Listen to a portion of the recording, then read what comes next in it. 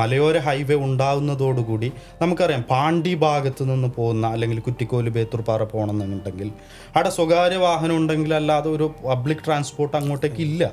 അപ്പോൾ ഈ ഒരു മലയോര ഹൈവേ തുറന്നു കൊടുക്കുകയാണെങ്കിൽ എത്രയോ ആൾക്കാർക്ക്, പ്രത്യേകിച്ചും ഈ പറയുന്ന പോലെ ഈ ഭരിക്കുന്ന കക്ഷിയുടെ ഏറ്റവും സ്വാധീനമുള്ള മേഖലയിൽ കൂടിയാണ് ഈ റോഡ് കടന്നു പോകുന്നത്, അതായത് കാട്ടിപ്പാറ പള്ളഞ്ചി ഭാഗത്തു കൂടി. അവർക്ക് സ്വാധീനമുള്ള മേഖലയിൽ പോലും ഒന്നും ചെയ്യാൻ പറ്റാത്ത അവസ്ഥയാണ്.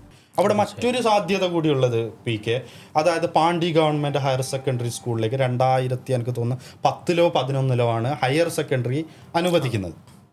അപ്പോൾ അവിടെയുള്ളത് +2 കൊമേഴ്സിന് ഏറ്റവും നല്ല കൊമേഴ്സ് വിത്ത് കമ്പ്യൂട്ടർ ആപ്ലിക്കേഷൻ ഏറ്റവും നല്ല സബ്ജക്റ്റാണ് അവിടെ കിട്ടിയിട്ടുള്ളത്. പക്ഷെ അവിടെ എന്താണ്, നമ്മൾ കേരളം മൊത്തം സീറ്റില്ല എന്ന് പറഞ്ഞ് കരയുന്നുണ്ട്. അടുത്തേക്ക് എത്താൻ കുട്ടികളില്ല, അവിടെ കുട്ടികൾ കുറവാണ്. പക്ഷെ എന്തുകൊണ്ടാണ് കുട്ടികൾ വരാത്തത്?